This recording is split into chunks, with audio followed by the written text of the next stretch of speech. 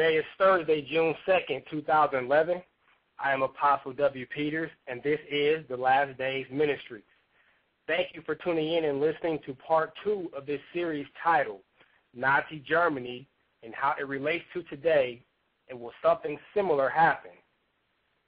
On last week's message, I left off talking about FEMA, Federal Emergency Management Agency, and how they literally have concentration camps set up all over the United States. In fact, there are currently over 600 of these camps all around the U.S. And for those of you who may have a hard time believing that, I think I'm just making that up, and I strongly urge you to dig in, do a little research, and you'll find out the truth that these FEMA concentration camps, in fact, do exist. In fact, if you get on the Internet and do a Google search for images of FEMA concentration camps in America, you will see pictures of these camps. Furthermore, you will also see pictures of plastic caskets that reside in the camps. Now, people of God, I know this is going to be hard for some people to take in, so I'll say it again just in case you missed it the first time. There are literally plastic caskets, millions of them, that have already been prepared by the government for when martial law begins in America. Now, you can research, and not only will you find out about the plastic caskets and that they truly do exist, but you'll also find that it is believed that the purpose of these caskets is so that once people are filtered into the FEMA concentration camps through the use of martial law, that millions of dead bodies will fill these caskets and will be stacked like hardwood until the industrial ovens are built to burn the people in. The plastic disposable caskets can easily be rolled right into the oven without having to look at the horrid death faces, unlike when Hitler killed and burned the bodies of millions of Jews and Christians. Now, keep in mind that the bodies start to rot almost immediately after death, so the ability to burn the bodies in the industrial oven will alleviate the smell of the dead corpses.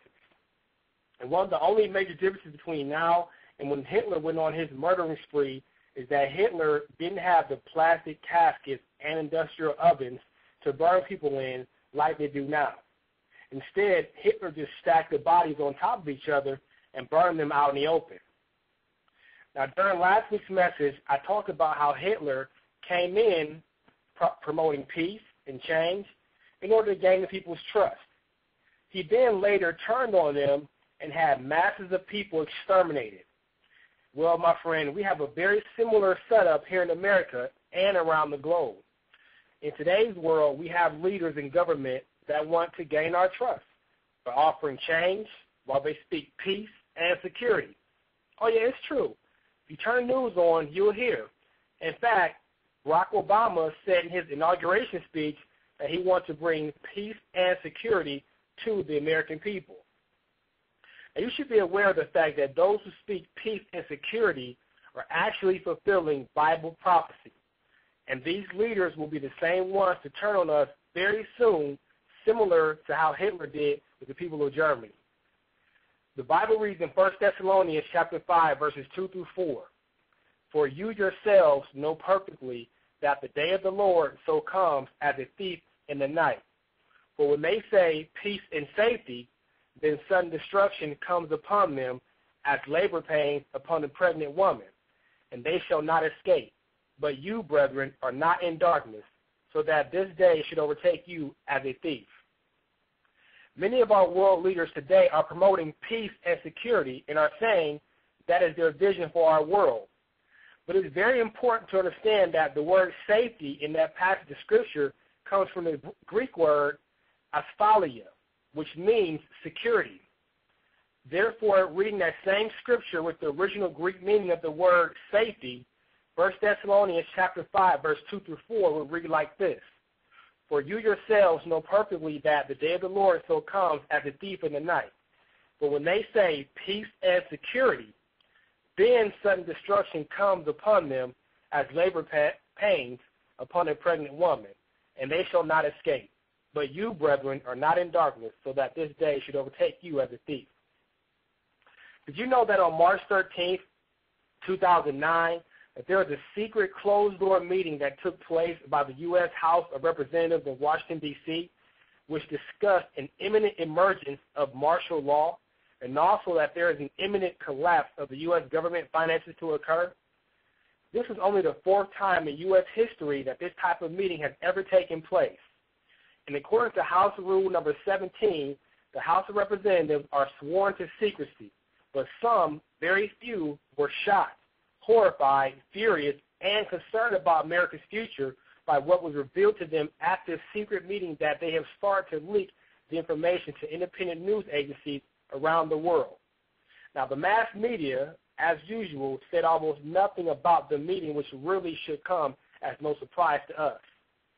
Also, it's important to know that the clergy response team, the team responsible for placing the troops in particular areas as they did in New Orleans during Hurricane Katrina, well, they have a crooked view.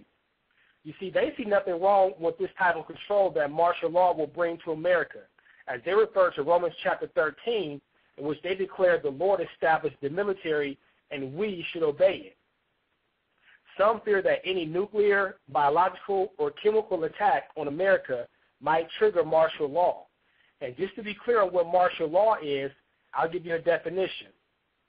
Martial law is defined as temporary rule by military authorities imposed on a civilian population, especially in time of war or when civil authority has broken down.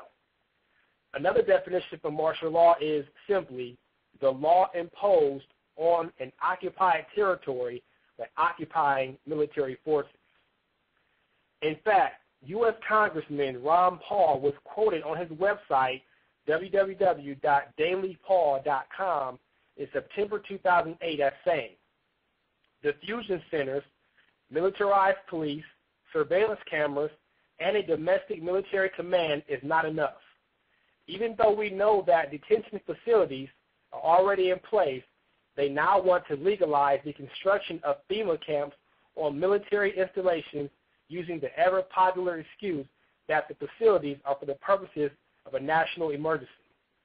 With the phony, debt-based economy getting worse and worse by the day, the possibility of civil unrest is becoming a greater threat to the establishment.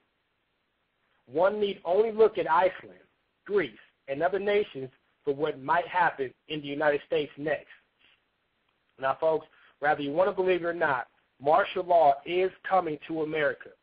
And who are the ones who are going to feel the effects of martial law in America the hardest? Those people on the red list, blue list, or yellow list. Now, some of you may be like, what in the world is the red list, blue list, or yellow list? Well, let me define it for you. The red list is defined as the people who are considered to be the enemies of the New World Order. They are the leaders of patriot groups, outspoken ministers, outspoken talk show hosts, community leaders, etc. And it is reported that they will be dragged out of their homes around 4 a.m., approximately 2 weeks before martial law is established in America. The blue list are also people considered to be enemies of the New World Order and are followers of red list folks. It is reported that these people will be rounded up after martial law has taken place, taken to detention centers, and re-educated with various mind control techniques. However, most will not survive, as it's reported that many of them will also be killed. The yellow list is defined as those people who know nothing about the New World Order and don't want to know. They are considered to be no threat at all and will be instructed as to how to behave and will most likely do what they are told. However, there are too many of these people to be effectively controlled.